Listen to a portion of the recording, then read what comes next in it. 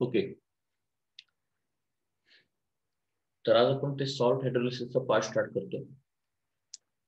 त्याच्या अगोदर काही रिलेशनशिप आपल्याला माहिती असणं गरजेचं आहे. कालचा एक बेसिक पार्ट आपण क्वेश्चन आणि न्यूमेरिकल सगळे कव्हर केले. त्याच्यामध्ये मिक्सचर ऑफ स्ट्रॉंग एस आणि स्ट्रॉंग बेस आपण कन्सिडर केलेले होते. Today's part is relatively new, that is nothing but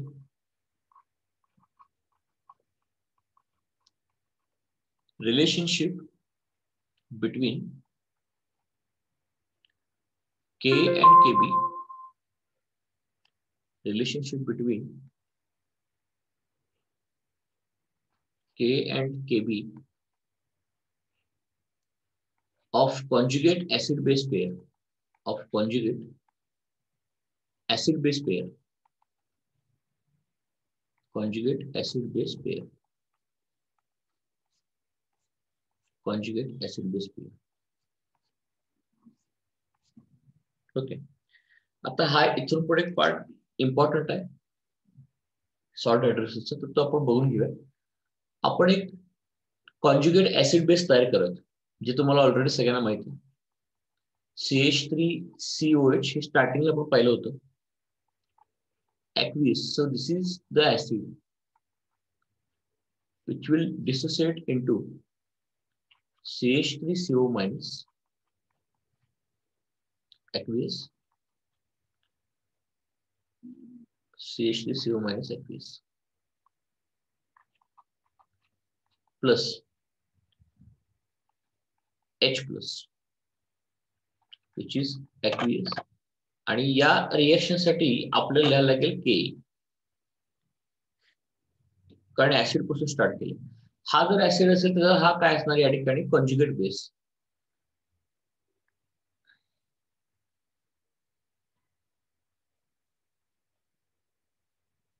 one second hold करा जरा ते.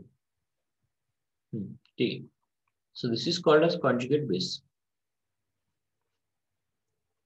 कॉन्ज्युगेट ऍसिड बेस मध्ये एका H चा डिफरन्स असतो, तो आपण लिहिला या ठिकाणी, दुसरे काय केलेलं नाही. ओके, आता काय करा, सॉल्ट हायड्रोलिसिस करायचंय मला, त्याच्यावरूनच के आणि केबी मधलं रिलेशन आणता येतं. डायरेक्टली के आणि केबी मधलं रिलेशन आणता येत नाही unless and until you do the salt hydrolysis. मग सॉल्ट हायड्रोलिसिस करण्यासाठी आपल्याला एक तर कॅटन किंवा ऍनोन लागतो. मी मागच्या वेळी तुम्हाला आयन इक्विलिब्रियमच्या स्टार्टिंगला सांगितलं होतं, जर कॅटन आणि ऍनोन जर घेतला, त्या दोघांचं सॉल्ट हायड्रोलिसिस केलं, दोघांना जर पाण्यावर रिएक्ट केलं तर सॉल्ट हायड्रोलिसिस होतो.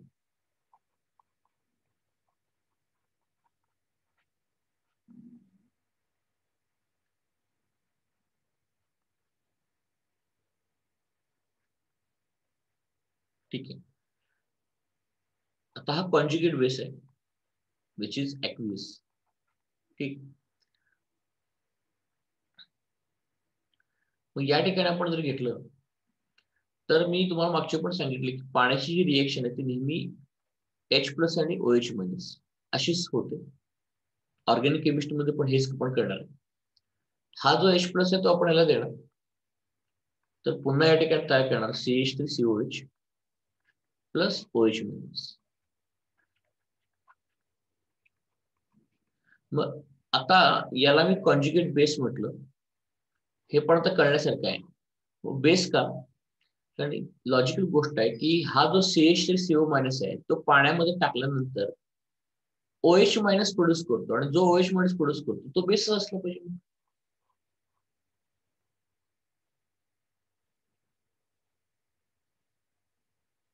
जो OH- या ठिकाणी प्रोड्यूस करतो that is known as a base.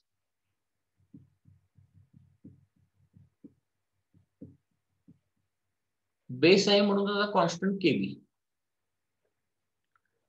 या रिएक्शन साठी. And this is the KB for conjugate base, and this is the K for the acid which is CH3COH. आता आपण हे दोघांना ऍड करणार, आणि दोघांना ऍड करून हा NN आणि हा इथून कट झाला, इथून कट झाला. जर आपण या ठिकाणी बघितलं तर या ठिकाणी वॉटर तयार झालं.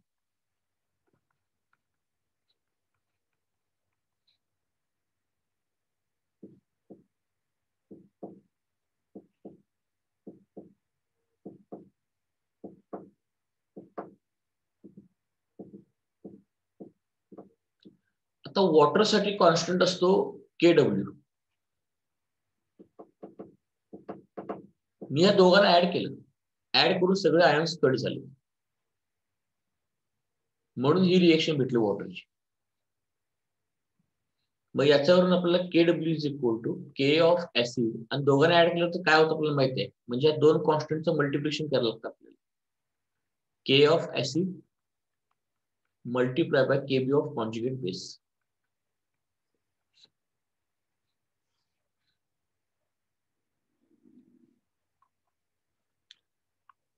के of acid multiply by KB of conjugate base.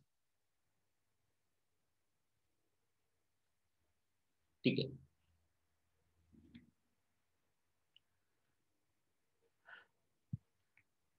आणि कॅटन आणि एनन जेव्हा पाण्यासोबत रिएक्ट करतो ना त्याला सॉल्ट हायड्रोलिसिस सुद्धा म्हणतात.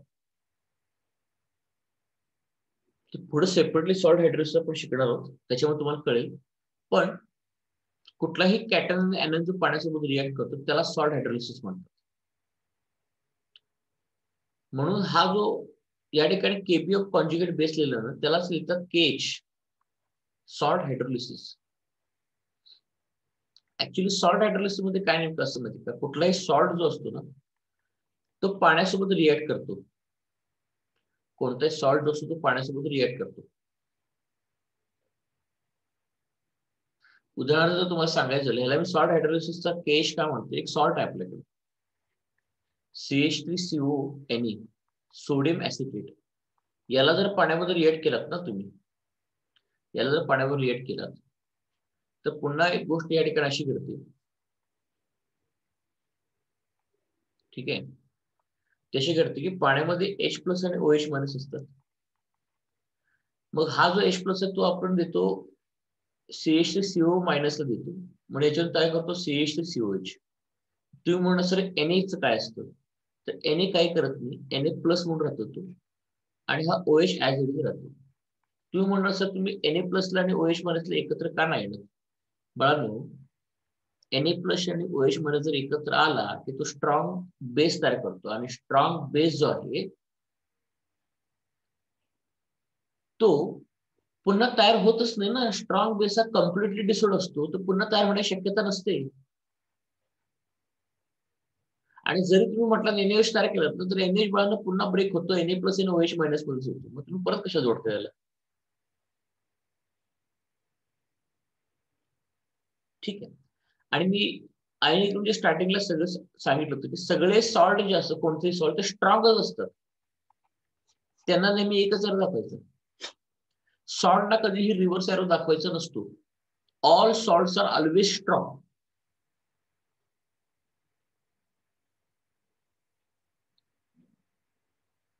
हे मी पुढे शिकवणार आहे, हे अजून मी सांगितलेलं नाही, मी पुढे शिकवणार आहे. हे कसं करायचं, काय करायचं सगळं मी सांगणार आहे फार डिटेलमध्ये. मी फक्त तुम्हाला ज्यावेळी ज्या स्टेप सांगतो की तेवढ्या त्याच स्टेप लक्षात ठेवायच्या. आता सुरुवातीला वहीत मी सांगितलं होतं की सगळे सॉल्ट स्ट्रॉंग असतात, तर त्याला सिंगल एरो दाखवायचं. मग हा जो एक आयॉन जो रिएक्ट करतो त्यांनी पाण्यामध्ये, कॅटन किंवा एनोन, तो एक सॉल्ट हायड्रोलिसिसचा एक पार्टच आहे तो, ऍक्च्युअल सॉल्ट हायड्रोलिसिसचा. म्हणून लक्षात ठेवा, नोट या ठिकाणी अशी लक्षात ठेवा, नोट की whenever cotton or anion reacts with water,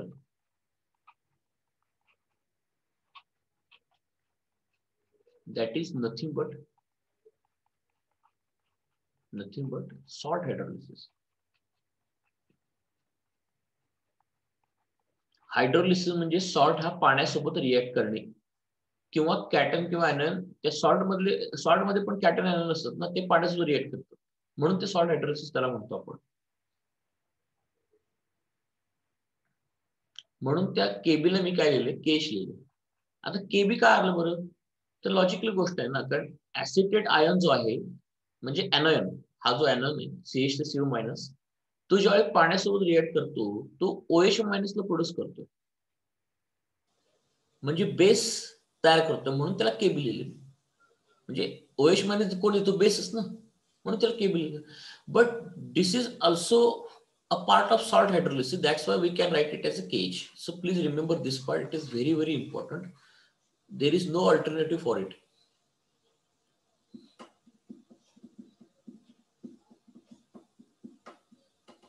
आणि हे जे एक्सप्रेशन आहे ना, KW is equal to K of acid KB into conjugate base, हे फक्त कॉन्जुगेट ऍसिड बेस पेअरलाच ऍप्लिकेबल एक्सप्रेशन आहे, दुसऱ्या कोणालाच येत नाही. कारण कॉन्जुगेट ऍसिड बेस पेअर होतं ना, ते कट होऊन ते वॉटरची रिएक्शन येते, H plus OH-.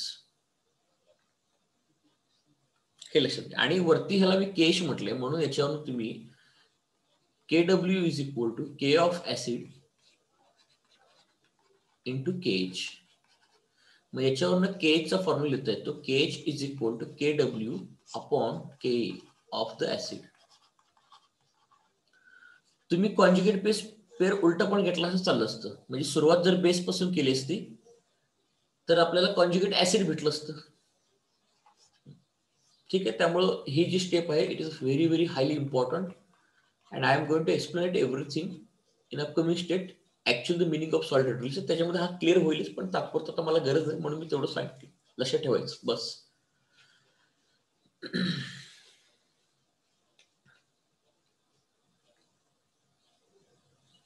Remember this expressions are very very important. काल पण मी तुम्हाला जे सांगितलं शेवटचं क्वेश्चन, ते एक्सप्रेशन वगैरे कशी यूज केले ते बघून घ्या. बर, आणि याचे एक्सप्रेशन मधनं पटपट एक दोन मिनिटात तुमचे सगळे क्वेश्चन सॉल्व्ह होतात एक्झाम मधले. त्यामुळं कोणत्या क्वेश्चन काय विचारतील ह्या चॅप्टर पुरतं केमिस्ट्रीच्या मी भरपूर डिटेलमध्ये घेतो, कारण ते काय विचारतील ह्या चॅप्टर पुरतं नियम नाही.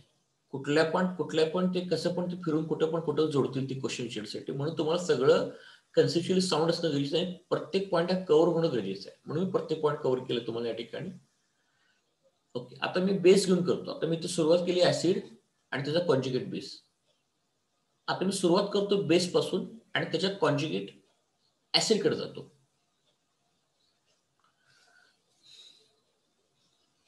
आता लक्ष देऊन बघा, suppose if I take a base ammonium hydroxide, त्याला पाण्यामध्ये टाकलं. पाण्याचं काम काय, सोल्यूटला ब्रेक करायचं आणि अल्फा वाढवायचं. NH4 plus ऍक्वियस. बर, हा बेस असेल तर हा काय झाला, कॉन्जुगेट ऍसिड.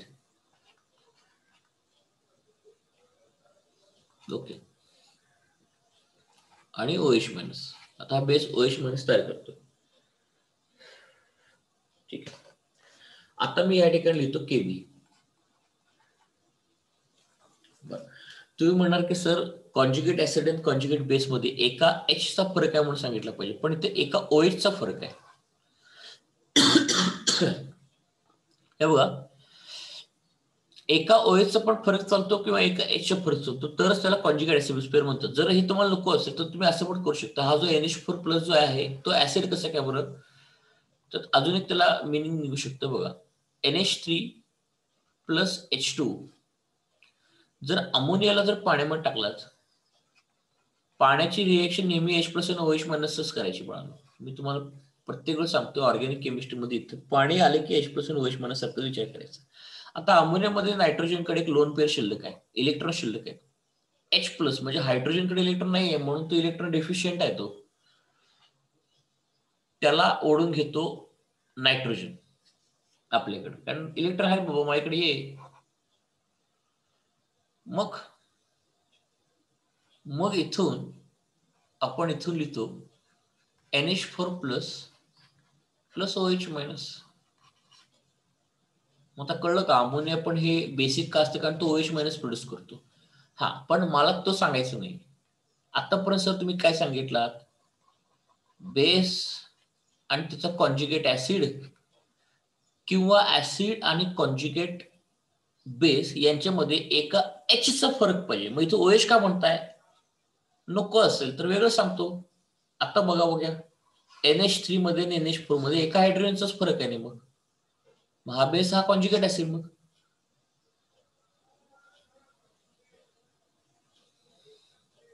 इथं 3 हायड्रोजन आहेत, इथं 4 आहेत, एका हायड्रोजनचा फरक आहे, म्हणून ते कॉन्जुगेट ऍसिड बेस पेअर असतं. एका हायड्रोजनचा फरक म्हणजे कॉन्जुगेट ऍसिड बेस पेअर. कसंही घ्या तुम्ही, त्याला काही अडचण नाही. म्हणजे NH4+ जो आहे ना, तो प्रॅक्टिकली अमोनियाला पाण्यामध्ये टाकल्यानंतर तयार होत असतो. एका OH पण चालतं बघा. आता शेवटी काय असं माहितीये का, ते NH3+, आता तुम्ही म्हणणार सर अमोनिया हायड्रोक्साईड कुठून आलं, तर NH3+ वॉटर जे आहे ते पाण्यामध्ये पडतं, आणि पाण्यामध्ये पडल्यानंतर ते पहिल्यांदा NH4OH तयार करतं आणि नंतर हे वेगळं होतं. तसं पाहिजे तसं पण लिहू शकतो तुम्ही, एका Hचा फरक असं आपल्याला या ठिकाणी आणता येतो. ठीक आहे, बर. आता NH4+ ला पुढे आणायचंय मला, ऍक्वियस. त्याला पाण्यासोबत रिॲक्ट करायचं, म्हणजे एक प्रकारचं सॉल्ट हायड्रोलिसिस करतो. कॅटन किंवा एनायन जर पाण्यासोबत रिॲक्ट झाला की त्याला सॉल्ट हायड्रोलिसिसच म्हणायचं पुन्हा एकदा, even though they are acting like a acid or base. पुढे येणार आहेत त्या गोष्टी. बघा, पुन्हा H+ आणि OH- हा ऑलरेडी प्लस आहे, तर पाण्यामधलं OH- चला जायचा. याच्यावरनं पुन्हा काय तयार करणार आपण, NH4OH plus H+, and this is called as, आता बघा इथे या ठिकाणी हा कॉन्जुगेट ऍसिड आहे. मग पुन्हा एकदा प्रॅक्टिकली हा त्याचा काय होणार, बेस.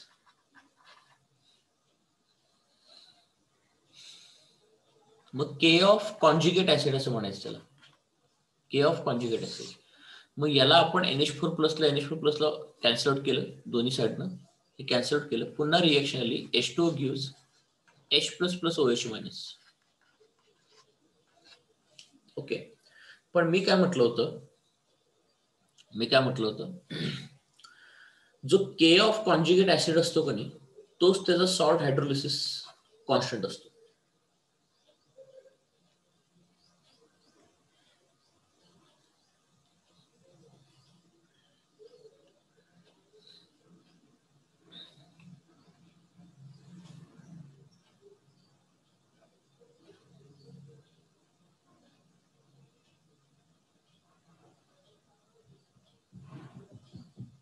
ऍक्च्युअली जर ही सॉल्ट हायड्रोलिसिस म्हणण्याचं कारण असं आहे की NH4Cl नावाचा एक सॉल्ट असतो, अमोनियम क्लोराईड हा एक सॉल्ट आहे.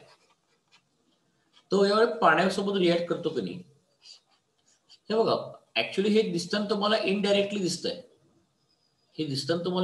दिसते की बाबा सर या तुम्ही केला सॉल्ट हायड्रोलिसिसचं कॉन्स्टंट का म्हणताय. एक सोपी गोष्ट सांगतो, ऍक्च्युअली नेमकं काय घडतं बघा, सांगतो या ठिकाणी. NH4Cl अमोनियम क्लोराईड हा एक सॉल्ट आहे. मग ज्यावेळी पाण्यासोबत रिॲक्ट करतो ना, तर पाण्यामध्ये नेमके कोण कोण असतात, तर पाण्यामध्ये H+ आणि OH- असतं, दुसरे पाण्यामध्ये काही नसतं. मग इथं NH4 हा प्लस आहे आणि Cl हा मायनस आहे. मग OH इकडे जाणार, OH इकडे गेला की मग NH4OH तयार होतो. बरं, तुम्ही म्हणणार सर Cl मायनसला H प्लस द्यायचं का? तर नाही द्यायचं, कारण मी काय म्हटलंय. Yes, in doubts?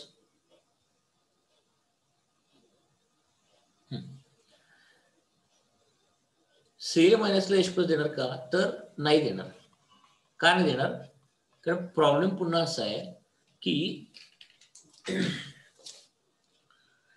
जरी तुम्ही इथे HCl तयार केलात तरी ते परत Cl मायनस आणि H प्लस होणार आहे, कारण स्ट्रॉंग ऍसिड जे असतं ते कम्प्लिटली डिसोसिएटेड फॉर्म मध्येच नेहमी राहतं. स्ट्रॉंग ऍसिडचे कंपोनंट्स कधीही पुन्हा जोडता येत नाहीत. तर या ठिकाणी सॉरी फॉर दॅट सिंगलरचा असतो आणि सॉल्ट हा नेहमी स्ट्रॉंग असतो.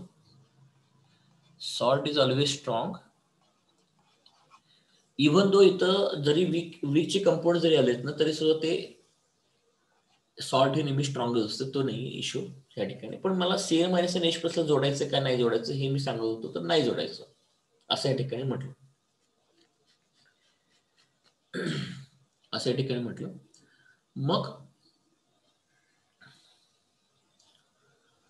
मग काय होतं माहितीये का, मग ते ऍक्च्युली हे इथं बघा तुम्ही, मग ऍक्च्युली रिएक्शन मध्ये टेक पार्ट करतोय कोण? NH4 प्लस आणि त्यातनं तयार होतो NH4OH आणि water.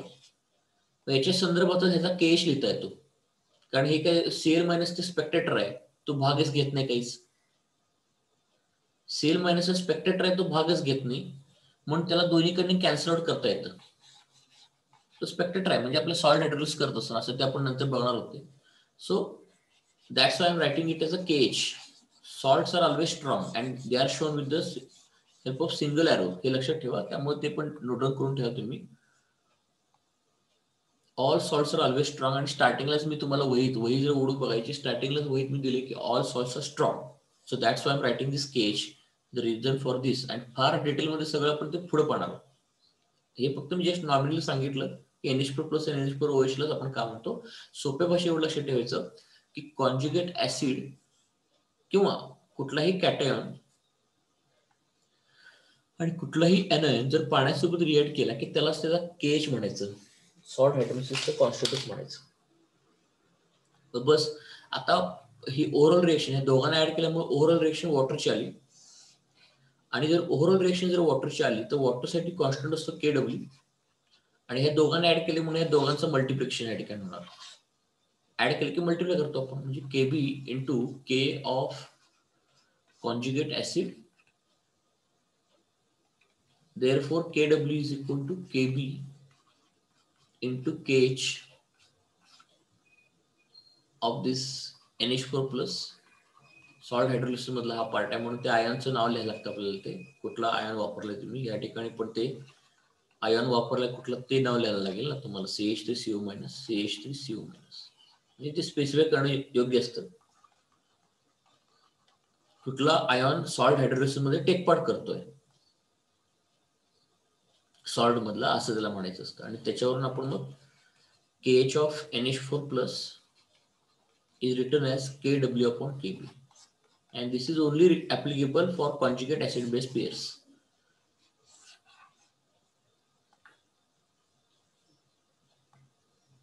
So remember this part.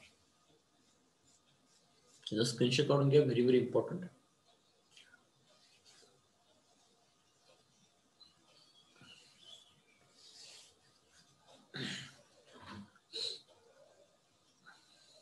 ज्या गोष्टी गरजे आहेत त्यासाठी मुद्दाम मी स्लो करून ते तुम्हाला सांगत असतो. जिथं आपल्याला गरज नाही जास्त, आपल्याला कळते, पटकन समजते, आपण तिथं फास्ट जायचं.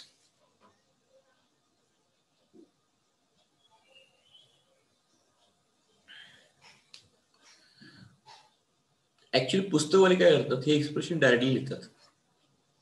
बऱ्याच मुलांना ते पुस्तक वाचलं कळत नाही की हे कसं आलं एक्सप्रेशन, म्हणून मी त्याला फार डिटेलमध्ये सगळ्या स्टेप्स वगैरे ब्रेक करून ते दाखवलंय. म्हणजे एकदा कन्सेप्च्युअल क्लॅरिटी जर असेल ना की नेमकं काय घडतं. उदाहरणार्थ जसं मागाशी मी सांगितलं की OH आणि एका OH चा फरक तरी सुद्धा कॉन्जुगेट ऍसिड बेसवर, पण ऍक्च्युअली ते NH4OH कंपाऊंड नसतो, ऍक्च्युअल मध्ये ते अमोनियाने वॉटर असतं. तर ते पण तुम्ही मार्जिन लिहून ठेवत चला, कारण that is very very important. You must have that conceptual clarity. This NH4OH is nothing but NH3 plus water, which nothing but give rise to NH4 plus and OH minus. Now you can see here, suppose this is a conjugate acid, then automatically this is the base. So the difference between these two is of one hydrogen. And the reason for this is as this nitrogen has lone pair and this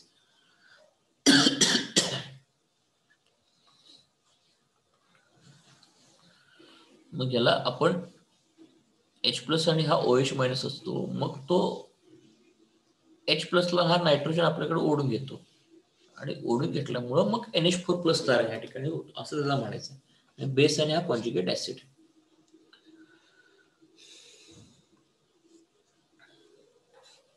Okay, so this is the second part. Now we are going for hydrolysis of polyatomic. Okay, त्याच्या अगोदर काही गोष्टी आपल्याला गरजेच्या आहेत, त्या गोष्टी बघा.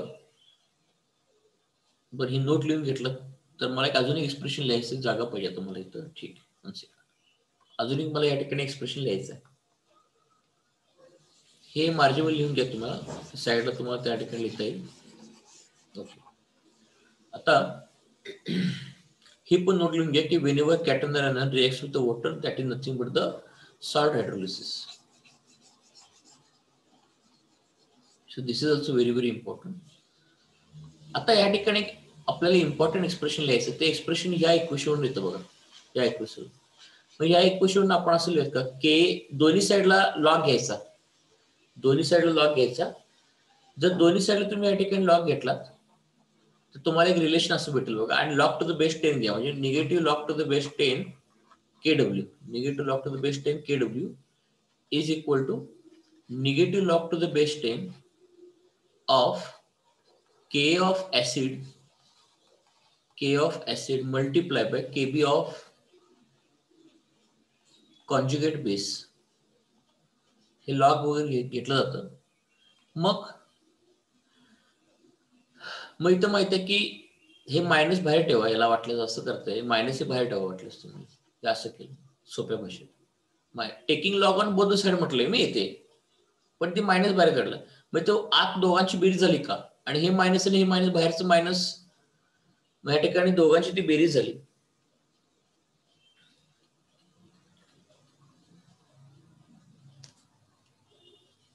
ऍडिशन नाही, आता तुम्हाला ते पीके आणि पीकेबी लिहिताच येणार नाही, सेपरेट तुम्हाला घ्यायला लागेल त्याला. अदरवाइज दॅट पीके आणि pKb is not possible. Negative logarithm दोघांचा आपण सेपरेटच घ्यायला लागेल. ओके, मग ही झाली व्हॅल्यू पीकेडब्ल्यू ची. पीकेडब्ल्यू ओके, मग ह्याला एक सोडण्याचा असा मार्ग आहे की नाही, आता डायरेक्ट तसं नाही होणार, तुम्हाला सेपरेटली सोडून दाखवतो मी. लक्षात बघा, ते तुम्हाला इथे जागा नाही, मला सेपरेटली सोडून दाखवतो. हे फक्त एक्सप्रेशन लक्षात ठेवा. KW इज इक्वल टू त्याचा कॉन्जुगेट ऍसिड बेस पेअरच्या कॉन्स्टंटला मल्टिप्लिकेशन मध्ये इक्वल असतं ते. Okay, now very very important relation. ती नोट अशी आहे की आपल्याला ते सगळं रिलेशन पीके आणि पीकेडब्ल्यू मध्ये आणायचं आहे. जे नीटला हेच असे रिलेशन येत असतं जास्तीत जास्त. KW is equal to K of acid multiply by KB of conjugate base. Taking negative logarithm to the base 10 on both side. So therefore negative logarithm to the base 10 KW is equal to negative logarithm to the base 10 of this particular bracket K of acid multiply by KB of conjugate base. KB of conjugate base. हा, हिची value झाली पीकेडब्ल्यू. आता काय करा, हे log असा multiply नाही होत, प्रॉब्लेम तो आहे, त्यामुळे ते ऍड वगैरे नाही करत बसणार आपण. मग त्याला एक सगळ्यात बेस्ट आयडिया अशी आहे की हा जो मायनस आहे तो अगोदर मायनस इकडे घ्या, म्हणजे मायनस हा झाल्यामुळे हा ब्रॅकेटचा रेसिप्रोकल होतो मायनस आत गेल्यामुळे. ब्रॅकेटचा रेसिप्रोकल झाला की लॉग टू द बेस 10 ते होणार 1 K of acid into KB of conjugate base.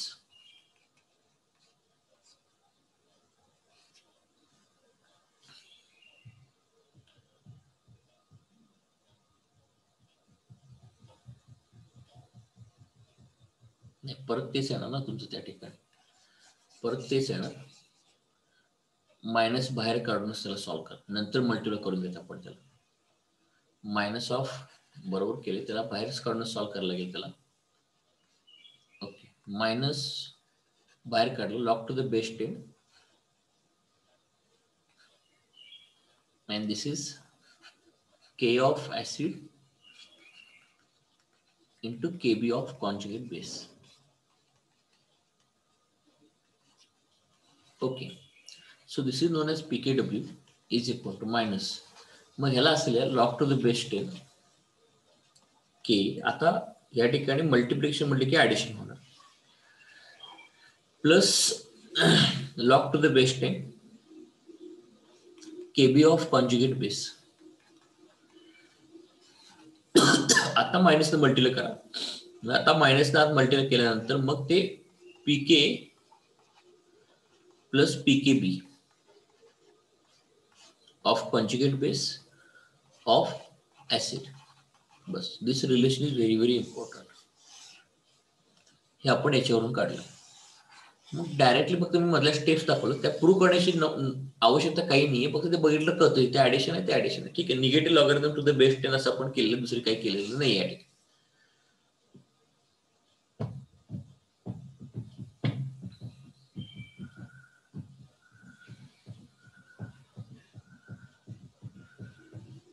मग जर हे तुम्हाला आता कळलं असेल तर ह्याच्यावरून सुद्धा आपल्याला सांगता येतं ना, मग ते काय, पीकेडब्ल्यू is equal to pKb of base plus pK of conjugate acid, त्या बेसच्या कॉन्जुगेट ऍसिडला इक्वल होतो.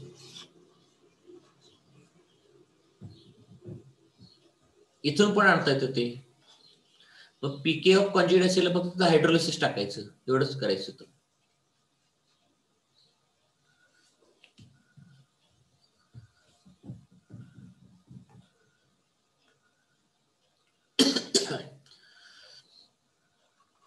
आणि मगाशी नोट मी या ठिकाणी अशी लिहिली होती की व्हेनेवर, ते नंतर तुम्हाला नोट्स पाठवताना ते फक्त बघून घ्या. Whenever cation or anion reacts with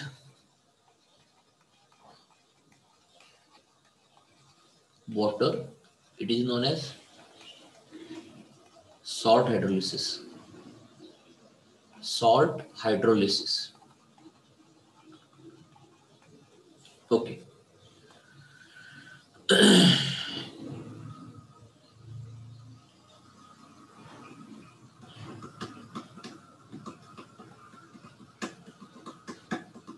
बघून घे एकदा व्यवस्थित सगळ्या गोष्टी.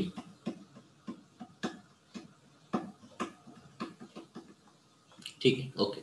Now will move to the next point.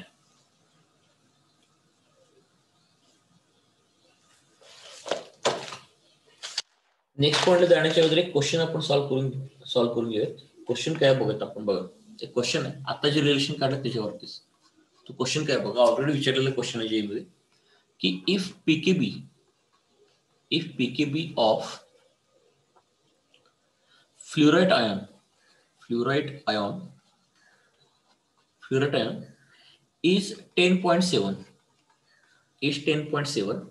then calculate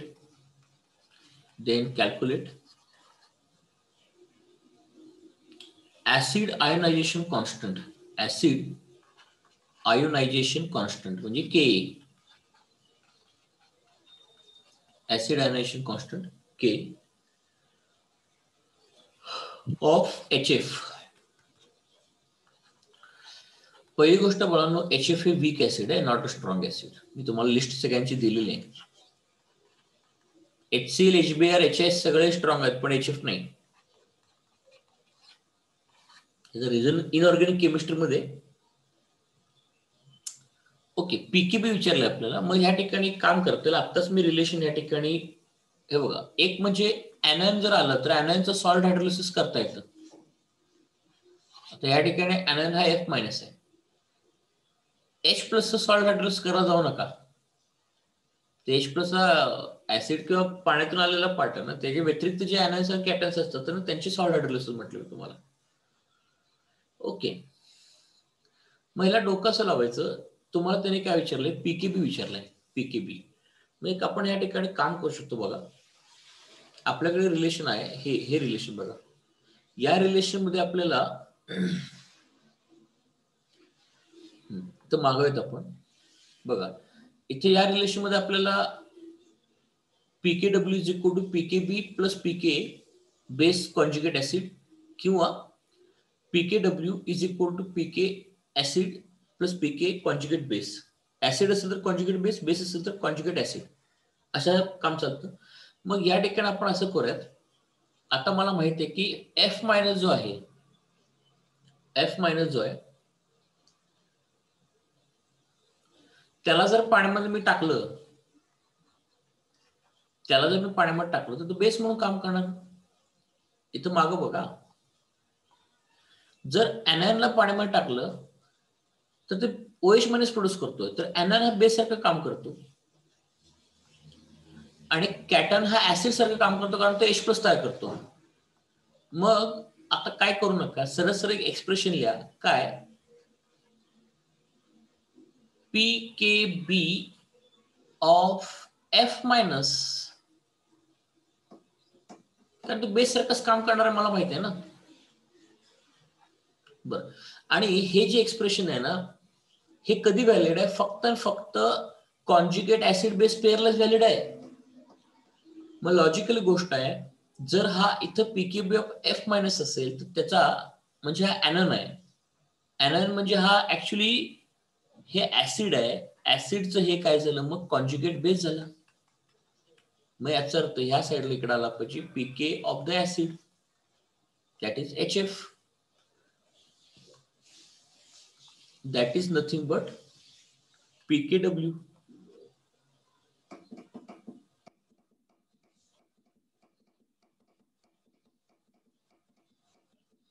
हे मी मगाशी शिकवले म्हणून डायरेक्ट असं लिहिता येतं, पण ही रिएक्शन बघून असं डायरेक्ट लिहिता येत नाही ना बाळांनो. हे रिएक्शन बघून हे जे मी लिहिले की नाही, हे डायरेक्टली असं लिहिता येत नाही बिलकुल सुद्धा. मी तुम्हाला इथं डिकोड करून दिलेल्या सगळ्या गोष्टी सिंपल करून दिलेल्या आहेत की आता जे आपण रिलेशन बघितलं सकाळपासून त्याच्यावरून हे आता जस्ट तयार झालं की आता.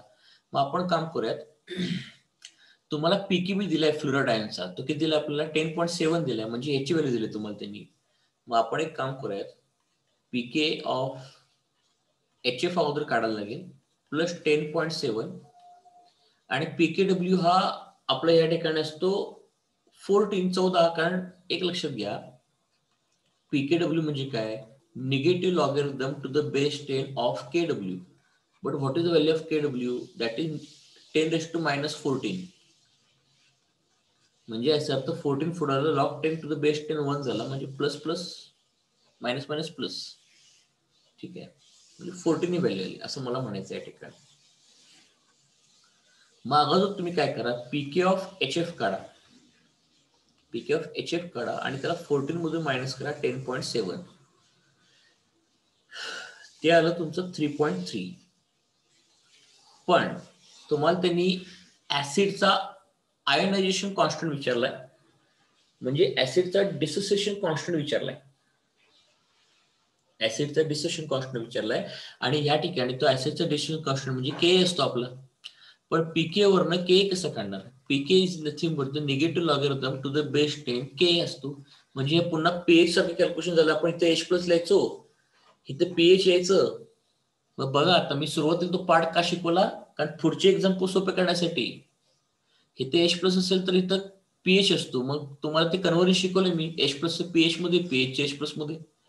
आता उलट कन्व्हर्जन आहे, उलट कन्व्हर्जन सेम तसं रिलेशन मॅथमॅटिकली सेम तसं सोडवायचं असतं. आता जर तुम्हाला ह्या ठिकाणी पीके ची व्हॅल्यू दिली आहे 3.3, म्हणजे पीएच दिलाय, पीएच वरून एच प्लस कसं काढतात? तर काय करायचं बघा, मी तुम्हाला त्या शिकवलंय, ही 3.3 ची व्हॅल्यू आहे, त्याच्या पुढचा इंटिजर घ्यायचा, त्याच्या पुढचा जो इंटिजर आहे तो आपण लिहितो निगेटिव्ह पॉवर ऑफ द 10 -4 मध्ये. 3.3 चा पुढचा इंटिजर 4. आता राहिले किती? राहिले या ठिकाणी आपण म्हणणार 10⁻⁷.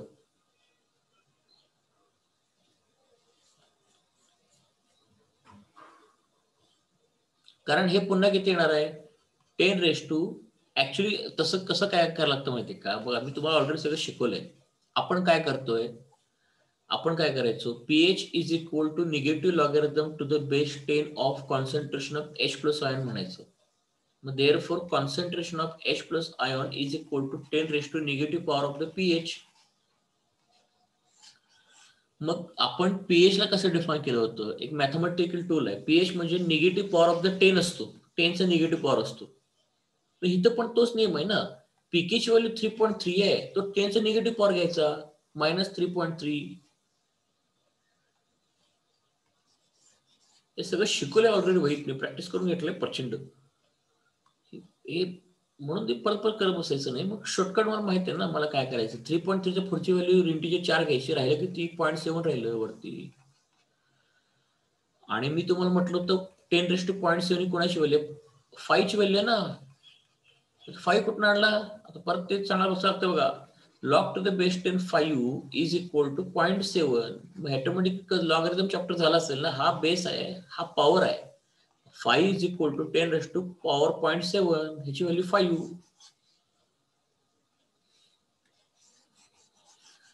म्हणून ते सुरुवातीला एवढं सगळं घेण्याचं कारण याचं आहे की तुमचं स्पीड वाढवायचं आहे कॅल्क्युलेशनला, किंवा नंतर नंतर कुठं तुम्ही स्टक व्हायला नको, म्हणून या गोष्टी अशा आपल्याला करायला लागतात. झालं, HFचा आपल्याला डिसिशन कॉन्स्टंट भेटला. बघा कसं कसं क्वेश्चन सोडवला. ही रिएक्शन नुसतं एवढाच क्वेश्चन दिलाय, आणि ही रिएक्शन बघून तर काही सांगता येत नाही. मग मला आठवलं की हा कॉन्जुगेट ऍसिड बेस पेअर साठी एक रिलेशन माझ्याकडे आहे, त्याच्यावर काय शोध लागतो का बघूया. शोध लागला तो इथं.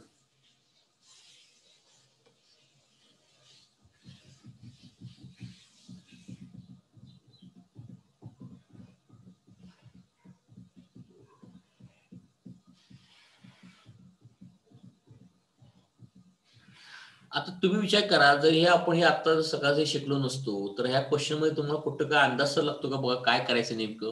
PKb of fluoride ion is 10.7, then calculate the acid dissociation constant. मग आपल्याला ते इथं ते सॉल्ट हायड्रोलिसिस कसं घ्यायचं, सेकंड स्टेप मी केलेली नाहीये ती.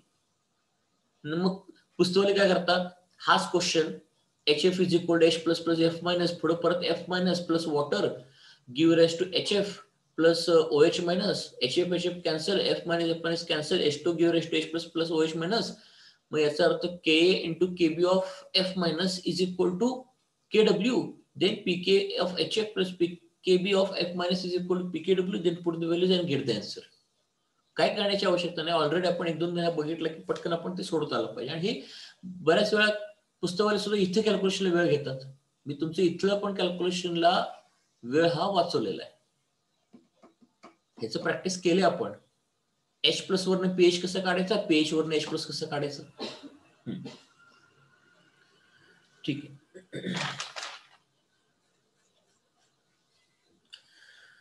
ओके. अजून काही आपण एक्झाम्पल पाहूयात,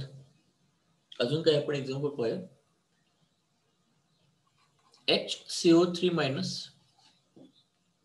गिव्ह राइज टू,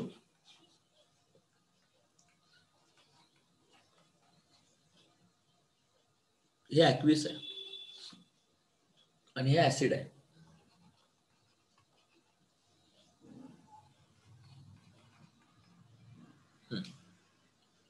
ऍक्च्युअली हा एक एम्फीप्रोटिक आयन आहे.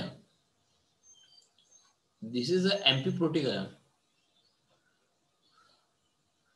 कारण हा H प्लस ला ऍक्सेप्ट पण करू शकतो आणि H प्लस डोनेट पण करू शकतो. लक्षात घ्या, मी त्या दिवशी पण सांगितलंय एम्फीप्रोटिक म्हणजे काय, की हा H प्लस ला डोनेट करू शकतो आणि हा H प्लस ला ऍक्सेप्ट करू शकतो. म्हणजे सोप्या भाषेत जर सांगायचं म्हटलं की हा H प्लस ला मायनस, म्हणजे इथून H प्लस हा मायनस होऊ शकतो आणि हा H प्लस ला ऍक्सेप्ट करू शकतो. प्लस केले मी, जर याने H प्लस ला डोनेट जर केलं तर इथनं तयार होतो CO3 मायनस 2, आणि H प्लस ला ऍक्सेप्ट केलं इथून तयार होतो H2CO3, म्हणजे H2CO3 इथून तयार होतो. जर H प्लस ला गेन केलं तर म्हणजे हा काय म्हणून काम करतो त्या ठिकाणी, बेस. हा या ठिकाणी बेस म्हणून काम करेल.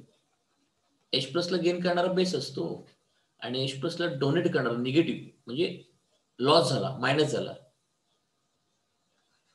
H plus is lost, then it is called as acid.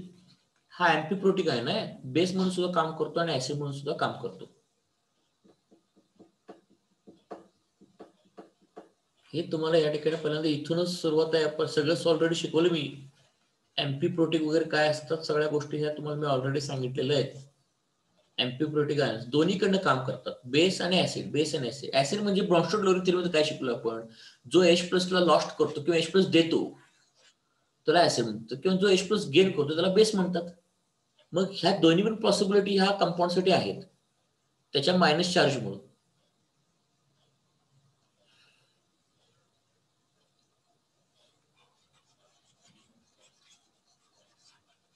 फक्त एखादा कंपाऊंड बघितला सगळी माहिती इन्फॉर्मेशन लगेच डोक्यात आपली आली पाहिजे की बाबा हा काय म्हणून करू शकतो काम.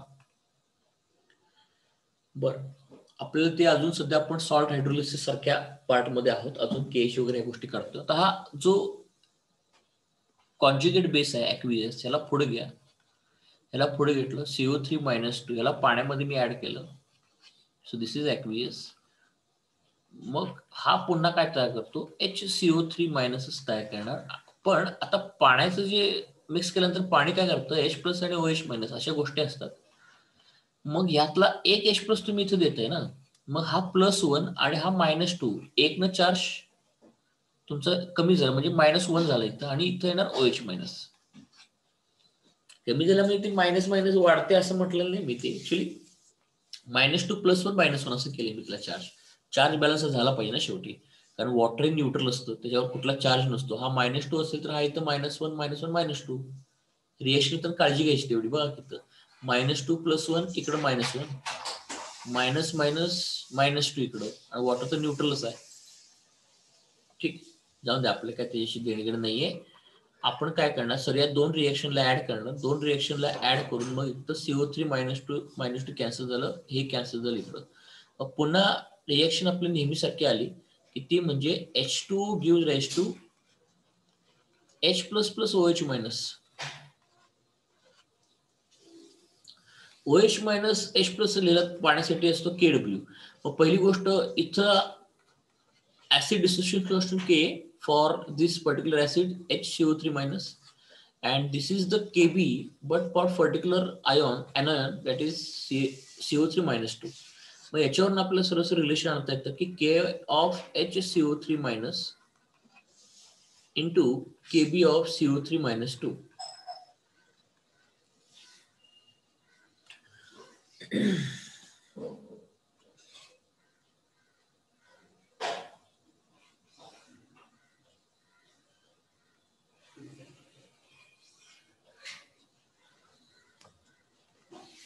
ओके,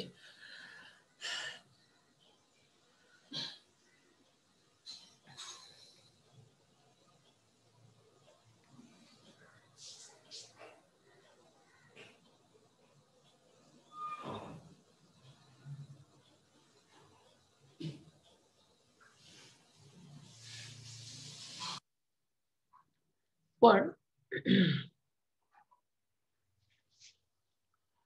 याच्यामध्ये एक इम्पॉर्टंट नोटण्यासाठी करण्यासाठी गोष्ट आहे. हा जो K of HCO3 जो आहे ना, दिस K of HCO3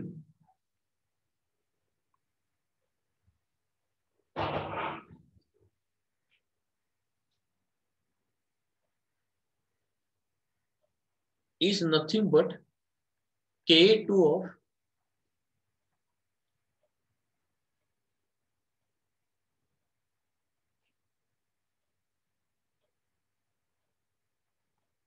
H2CO3. आता हे कुठून आणलं, आम्हाला तर नाही आलं.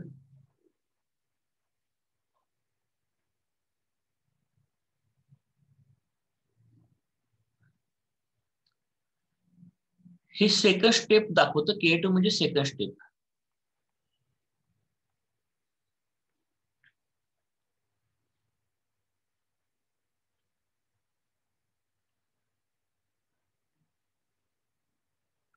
ऍक्च्युली कशामुळे आपण लिहू शकतो माहितीये का, की ऍसिड डिसोसिएशन जेव्हा आपण करतो, ऍक्च्युली मेन ऍसिड आहे आपलं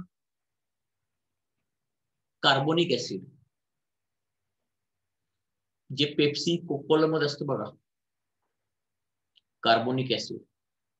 ते हे कुठून आणलंय? सोपं आहे, सांगतो बघा आता. कार्बोनिक ऍसिडला जेव्हा तुम्ही पाण्यामध्ये टाकताय की तो पहिल्यांदा स्टेप बाय स्टेप ब्रेक होतो, एकदम ब्रेक होत नाही, कारण कुठलाही weak acid step by step break होतो. H2CO3 weak acid step by step break होतो, सगळं शिकवले मी ऑलरेडी. हा पहिल्यांदा H प्लस तयार करतो प्लस HCO3 मायनस तयार करतो. पहिल्या स्टेपचा ऍसिड डिसोसिएशन कॉन्स्टंट K1.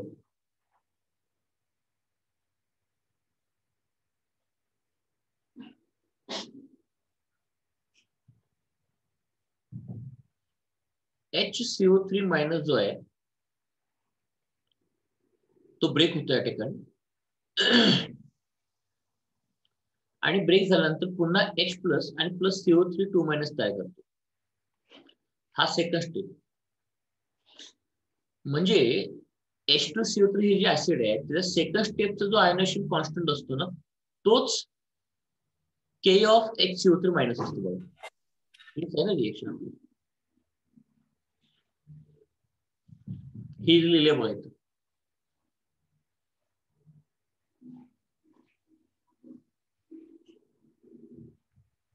पण मी हे जे K1 K2 लिहिलेलं ना, these are the 2 steps of H2CO3 असं म्हटले मी.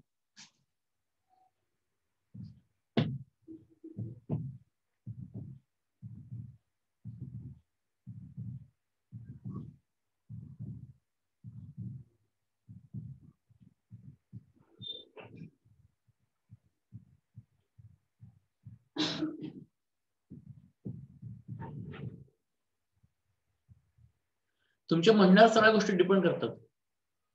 तुम्ही सेपरेटली K ऑफ H2CO3 म्हणा आणि K ऑफ SCO3 मायनस म्हणा, किंवा K1 आणि K2 for this H2CO3 first step आणि सेकंड स्टेप. 2 स्टेप मध्ये हा ब्रेक होतो. ऍक्च्युअली 2 स्टेप मध्ये या ठिकाणी ब्रेक करण्याची पद्धत असते. एका स्टेप मध्ये कधीच तो ब्रेक होत नसतो. हे मी ऑलरेडी तुम्हाला आयनिकलची स्टार्टिंगला सगळ्या रिएक्शन मुद्दाम लिहून दाखवले. मग हे जर कळलं तर एक या ठिकाणी मी इरेज करतो, हे नोट डाऊन करून घ्या मी काय लिहिलेलं आहे. मला कळणार नाही K of SCO3 minus K2 H2CO3 कुठून आणले होतो. साईडला लिहित चला बघितलंय, शोधून आणलेलं नाही मी, ते ऑलरेडी तिथं आहे. ठीक आहे. मग आता ह्या एक्सप्रेशन मध्ये थोडासा चेंज करतो मी. या एक्सप्रेशन थोडासा चेंज केला की या ठिकाणी काय करतो बघा, K ऑफ HCO3 मायनस च्या ऐवजी मी या ठिकाणी असं लिहितो K2 of H2CO3, Ka2 of H2CO3 into ह्याला KH ला म्हणून सांगितलं ना मी.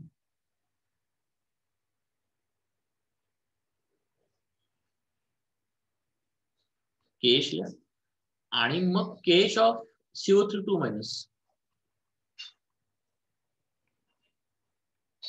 आणि मग इथून मग KH ऑफ CO3 2 मायनस जो आहे तो आपण लिहितो KW upon K2 of H2CO3. एकदम सोपं आहे.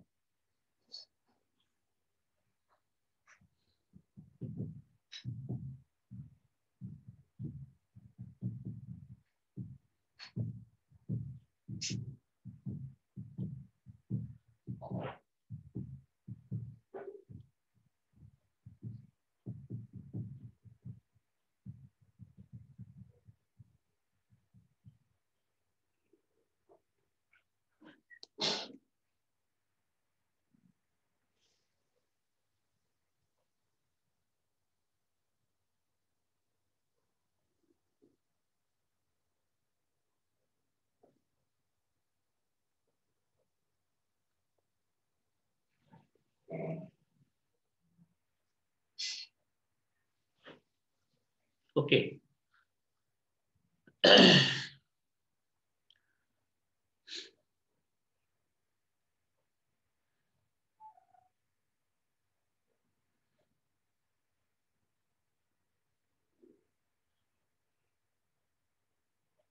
ठीक आहे. आता मी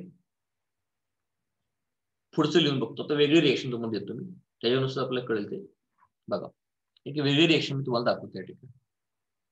समजा मी सुरुवात अशी केली की H2CO3 give rise to H plus plus HCO3 minus ला डिसोल्ड केलं, आणि समजा हा ऍसिड आहे, त्याचा कॉन्जुगेट हा बेस आहे.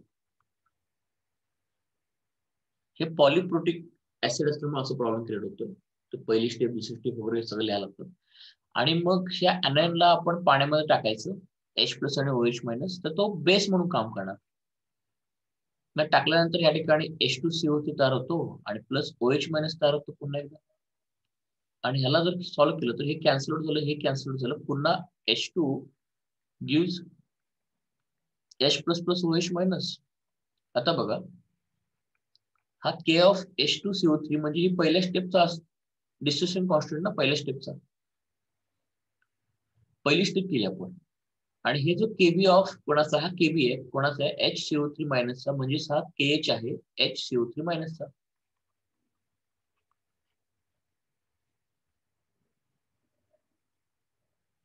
मग याच्यावरनं रिलेशन येतं KW इज इक्वल टू, आता हवं तर K of H2CO3 म्हणा किंवा K1 म्हणा, काही नाही फरक पडत, K1 multiply by KH of HCO3-. मग देअरफॉर इथून मग KH जे निघतं, that is nothing but KW upon K1.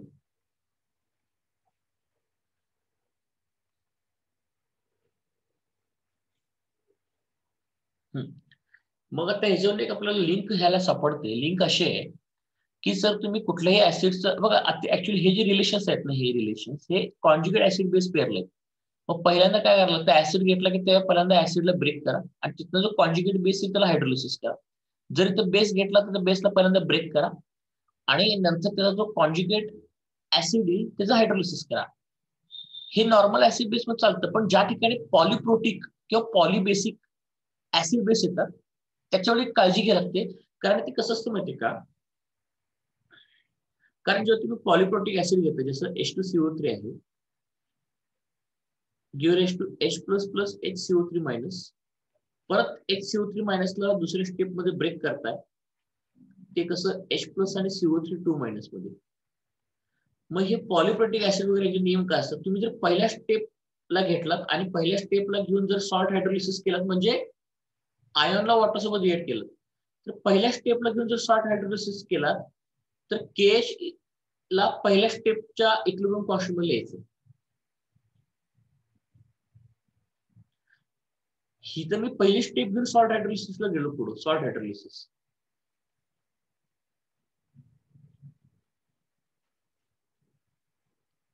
आता ही दुसरी स्टेप आहे. पहिल्या स्टेपला K1 असतो, दुसऱ्या स्टेपला K2 असतो. पण हे K1 आणि K2 बाळांना वेगळे येतात, ते डिसोशन दाखवत आहेत. जसे their purpose to show the dissociation. म्हणजे तुम्ही K1 घेऊन जर सॉल्व्ह केला तर KH आपला K1 मध्ये येतो. जर तुम्ही सॉल्ट हायड्रोलिसिस सेकंड स्टेप पासून जर स्टार्ट केला असाल तर KH मध्ये सेकंड स्टेपचं आयनेशन कॉन्स्टंट येतो, डिसोशन कॉन्स्टंट.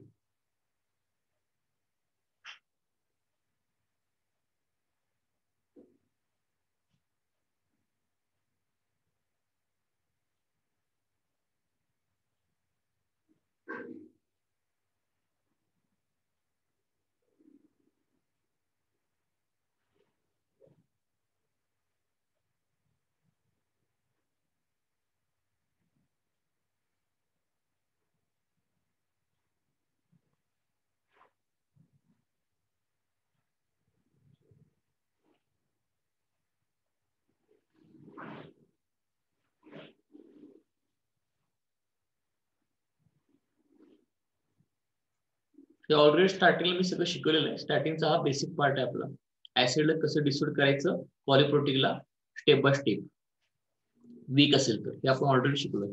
त्याच्यामध्ये K1 K2 असा सगळा संदर्भ त्या ठिकाणी येतो, दुसरं याला काही नाहीये. आणि मी तुम्हाला जे ट्रिक पण सांगतो, जर असं क्वेश्चन आले तर काय करायचं,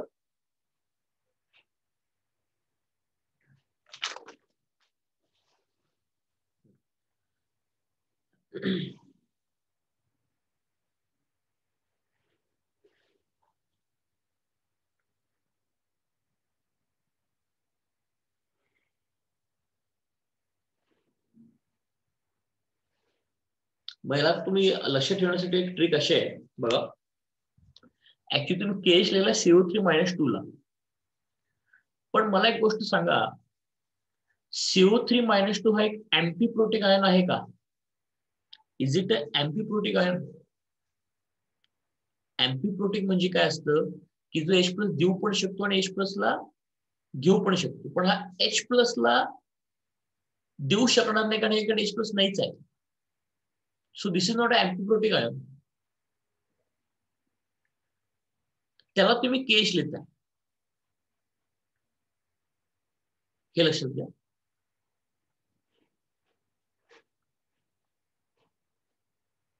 आणि इथं HCO3 मायनसला.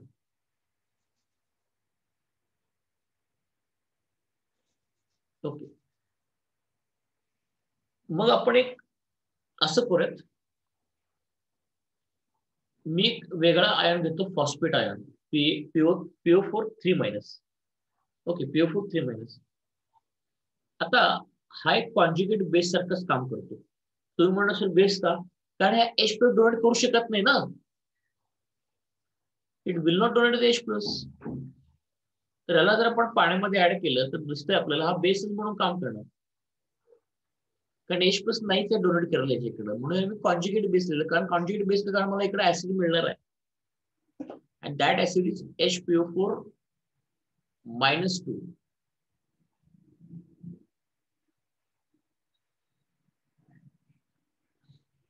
हा अँटीप्रोटिक आहे बघा, हा ऍसिड. दिस इज अँटीप्रोटिक, आणि H प्लस डोनेट करू पण शकतो आणि H प्लस ला गेन पण करू शकतो, ते पुढच्या स्टेपला. आणि यातून काय बाहेर पडलं, तर यातून बाहेर पडलं OH minus.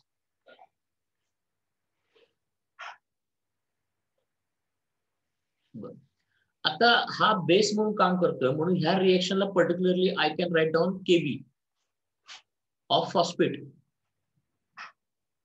KB of phosphate, KB of phosphate. पण ऍक्च्युली काय माहितीये का, की जरी हा KB ऑफ फॉस्फेट जरी असला तरी मी तुम्हाला काय म्हटलं नोट सकाळी, तर कुठलाही एनआयन किंवा कुठलाही कॅटायन जर पाण्यासोबत रिएक्ट केला की त्याला त्याचा सॉल्ट हायड्रोलिसिसचा कॉन्स्टंटच म्हणायचा, केच. ओके, पण केएच ला आपण KW अपॉन इथे जी स्टेप्स लिहायची आपल्याला, ते स्टेप्स कोणत्या लिहायचे तुम्हाला मी सांगतो.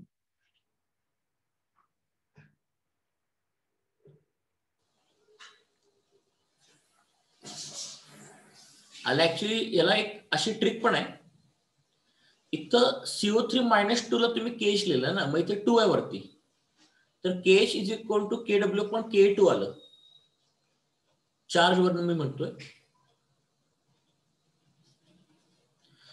इथं -1 आहे, KH अपॉन K1 आला इथं. मग असं जर पाहिलं आपण PO3- तर KH is equal to KW पण K3, पण K3 कोणाचं, ते PO4 ज्या ऍसिड पासून तयार झालं त्या ऍसिडचं. ऍक्च्युली काय माहिती का गंमत बघा, या ठिकाणी असं येते, H3PO4 चं डिसोशन पाहिलं तर ते कसं होतं dissociation, H plus plus H2PO4 minus, परत H2PO4 minus give rise to H plus plus HPO4-2. HPO4-2 give rise to H plus plus PO4-3. मग याला बघा K1 लिहितात पहिल्या स्टेपला, दुसऱ्या स्टेपला K2 आणि तिसऱ्या स्टेपला K3.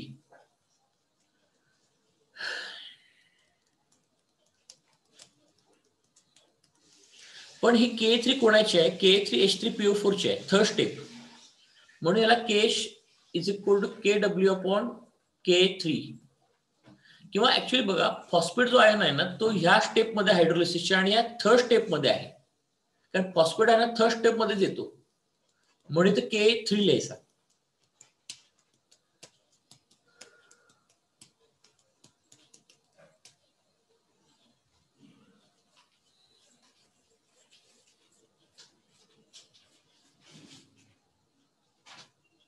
ती मी आता काही साईड दाखवत नाही, K3 ऑफ H3PO4.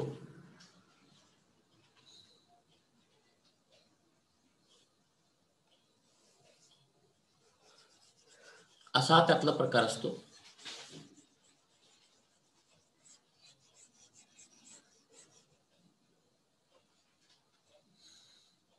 आता परत HPO4- ला मी पुढे घेतलं आणि त्याचं पुन्हा सॉल्ट हायड्रोलिसिस केलं, म्हणजे हायड्रोलिसिस केलं H+ आणि OH-. परत हा एक या ठिकाणी मी त्याला कॉन्जुगेट बेस म्हणूनच घेतो. असं काही नाही की आता हा अँटीबायोटिक आहे, हा ऍक्च्युली ऍसिड म्हणून सुद्धा काम करू शकतो, but I am taking it as a conjugate base. पाण्यामध्ये रिएक्ट केल्यामुळे दोन्हीकडे चालू शकतो, नो प्रॉब्लेम इन दॅट. फक्त मला हा कन्सेप्ट एक्सप्लेन करायचा आहे. पण ह्या ठिकाणी तुमचं तयार होतं H2PO4-1 आणि पुन्हा यातनं OH- बाहेर पडतो आणि याला मी लिहिलं KB of HPO4-2 that is nothing but the KH. आता हा पहिल्या स्टेपचा KH KH1, दुसऱ्या स्टेपचा KH KH2 आणि KW. पण आता सेकंड स्टेपला K2 येणार या ठिकाणी, कारण हा सेकंड स्टेपमध्ये तयार झाला आहे H3PO4 डिस्ट्रिब्युशन मध्ये. हे असं आहे आणि पुढं H2PO4- हा पहिल्या स्टेपमध्ये तयार झाला. हा जो कॉन्जुगेट बेस म्हणून मी घेतला, तर वॉटर सोबत जर मी रिएक्ट केलेला H+ आणि OH-, तर again it gives rise to H3PO4. First step actually भेटली.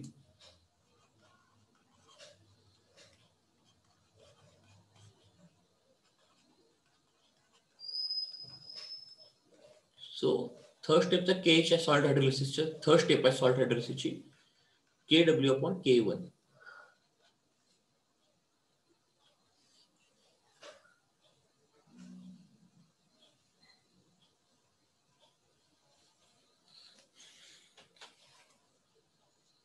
हे मगाशी मी इथं प्रूव्ह केलं बघा ते.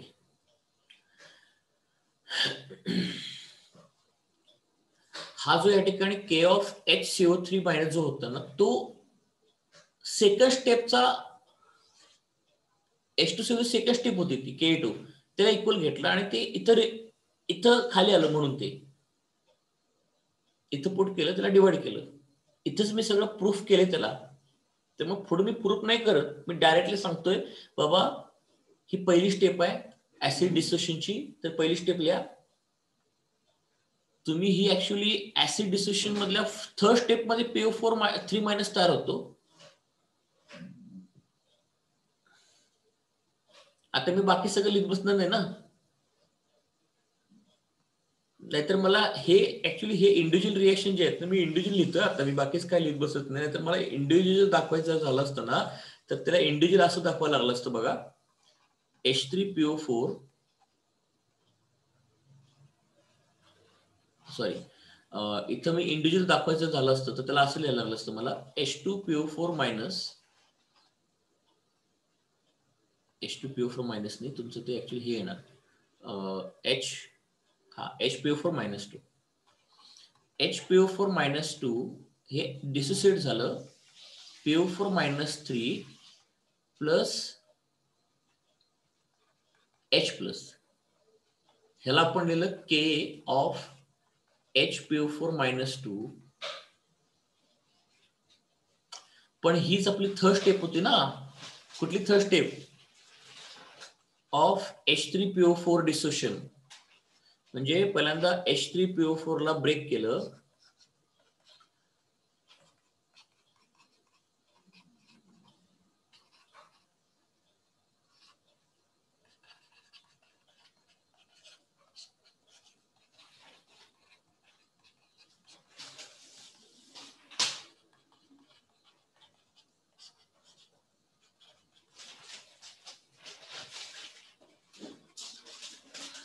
हे बघा ही थर्ड स्टेप आहे.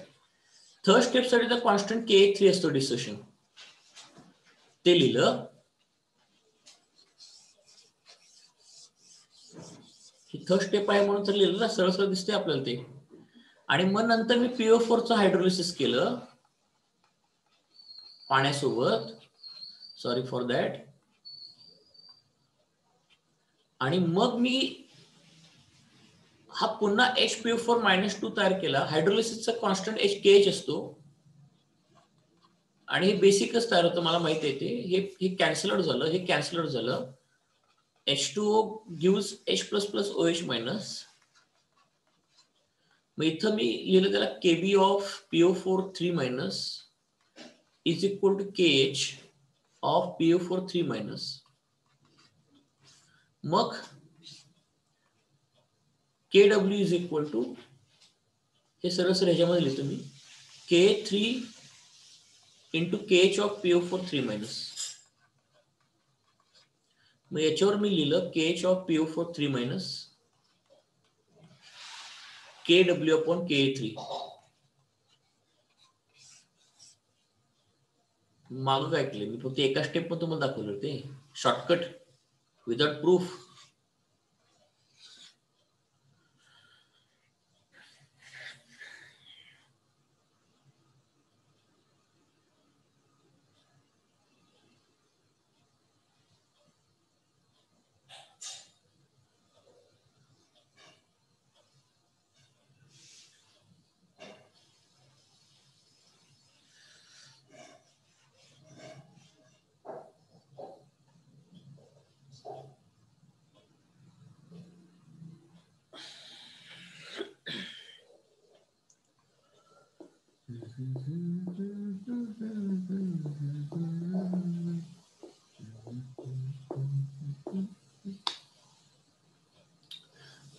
आता फक्त एक लक्षात ठेवायचं, त्याला म्हणण्याला काही बिलकुल अर्थ नाहीये की KH1 KH3 वगैरे, पण ते असं लक्षात ठेवायचं, ते एक जनरल रूल त्याला असा आहे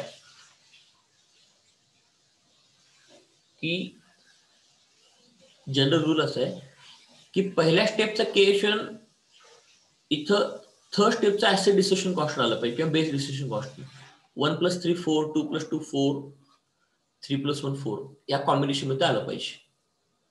कारण कसं असतं माहितीये का की सॉल्ट हायड्रोलिसिस करत असताना सुरुवात करतात थर्ड स्टेप पासून. जो आयन एम्फोटेरिक नाहीये तिथून सॉल्ट हायड्रोलिसिस स्टार्ट होतं, कारण ते परफेक्ट सॉल्ट हायड्रोलिसिस आहे, त्याला KH1 म्हणतात. आणि जो एम्फोप्रोटिक आयन जो आहे ना, त्याचं सॉल्ट हायड्रोलिसिस प्रॉपर होत नाही, कारण ते दोन्हीकडे काम करतं ना, ऍसिड म्हणून पण काम करतं, बेस म्हणून पण काम करतं.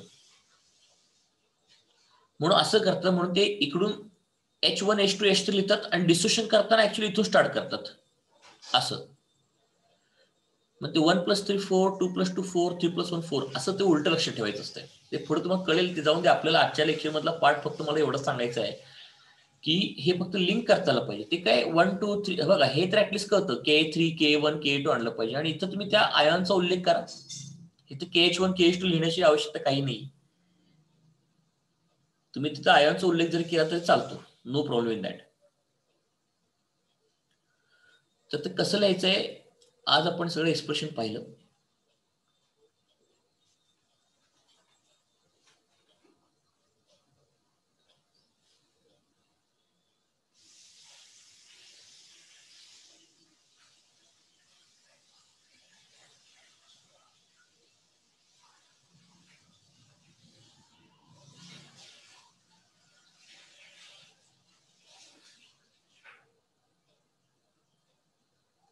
आणि तसं बघितलं की नाही, लॉजिकली सॉल्ट हायड्रोलिसिस त्या PO4 3 मायनस पासूनच करायचं असतं. तुम्ही बघा कसं लॉजिकल फ्लो आहे. PO4 3 मायनस हायड्रोलिसिस केल्यानंतर HPO4-2 भेटला, परत HPO4-2 हायड्रोलिसिस केलं, H2PO4- भेटला, परत H2PO4- हायड्रोलिसिस केलं, H3PO4 भेटला, परत H3PO4 हायड्रोलिसिस पुढे होऊ शकत नाही. म्हणजे हा सिक्वेन्स बरोबर केलाय ना आपण, हा सिक्वेन्स बरोबर केलाय.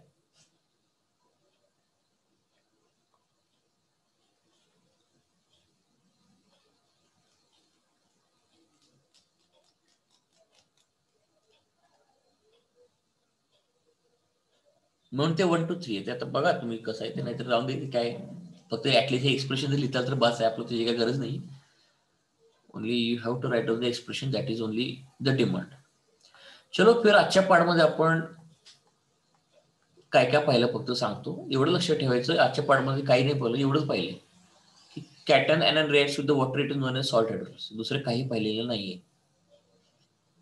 आणि एक्सप्रेशन कसं लिहायचं, बस सिंपल आहे. Just have to remember this. आणि फक्त आता हे तुम्हाला जर आठवायला त्रास होत असेल ना, तर असं लक्षात ठेवायचं 1 + 3 4 म्हणजे पहिला सॉल्ट हायड्रोलिसिस हा थर्ड स्टेपचा डिसोसिएशन कॉन्स्टंट आला पाहिजे. ही खबरदारी घ्या फक्त, एवढंच फक्त खबरदारी घ्यायची. कारण ऍक्च्युअली सॉल्ट हायड्रोलिसिस जे स्टार्ट होतं की नाही, ते जो आयन एम्फोटेरिक नाही तिथूनच होत असतं ते. जर समजा मी तुम्हाला जर असं म्हटलं, फॉर एक्झाम्पल जर कुठला तरी ऍसिड आहे आपल्याकडं, H5A नावाचा ऍसिड आहे आणि त्याच्यामधला जो A-5 जो आहे त्याचा मला त्याचा हायड्रोलिसिस कॉन्स्टंट लिहायचा आहे. तर तो हायड्रोलिसिस कॉन्स्टंट KH1 ह्याचं लिहित असताना इथूनच हा अँफिप्रोटिक नाही आहे, तर त्याला KW अपॉन इथे लिहायला लागेल तुम्हाला K5.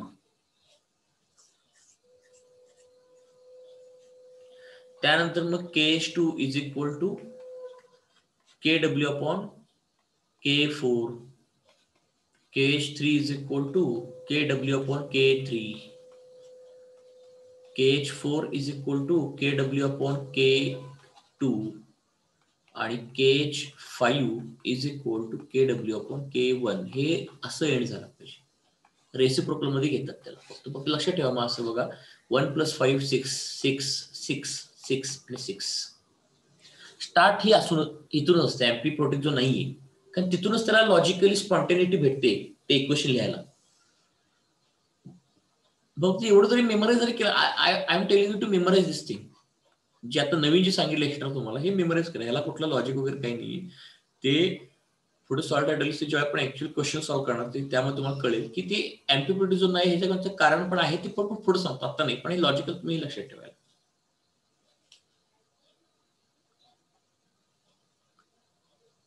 ओके,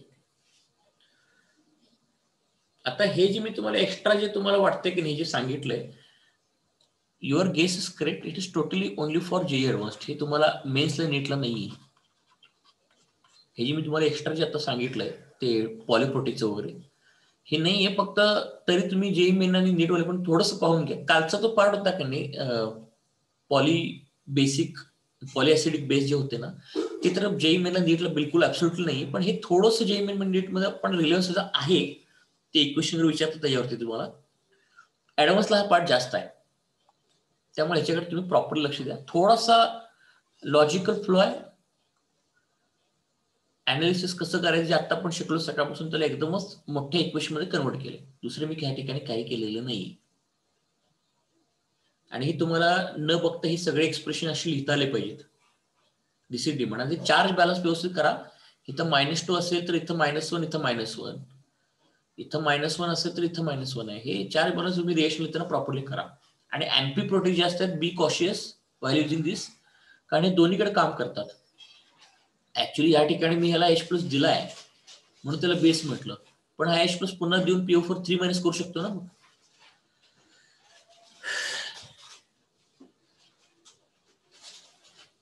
परत त्यातनं काहीतरी नवीन तयार होऊ शकतं अजून.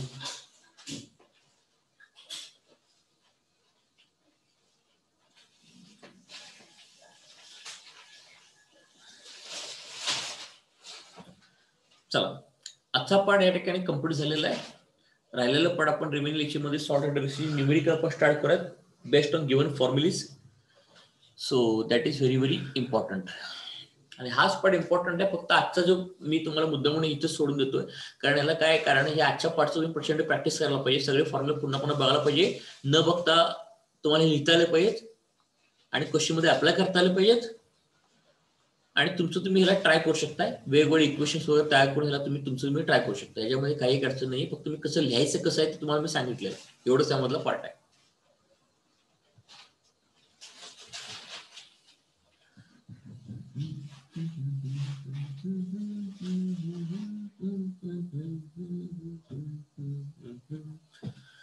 चलो देन, असा पार्ट भावना कम्प्लीट झालेला आहे. उद्या पाडवा आपण भेटूया. उद्या आपण हे कंटिन्यू करूयात, कारण सगळे क्वेश्चन लिंक असल्यामुळे मला अजून तुम्हाला प्रॅक्टिसला क्वेश्चन काही देता येत नाही. जरासं अजून चॅप्टर पुढे जाऊन दे, तर मला क्वेश्चन तुम्हाला भरपूर येतील प्रॅक्टिसला. पण जे देतो ते नंतर करा टायमिंग वरती.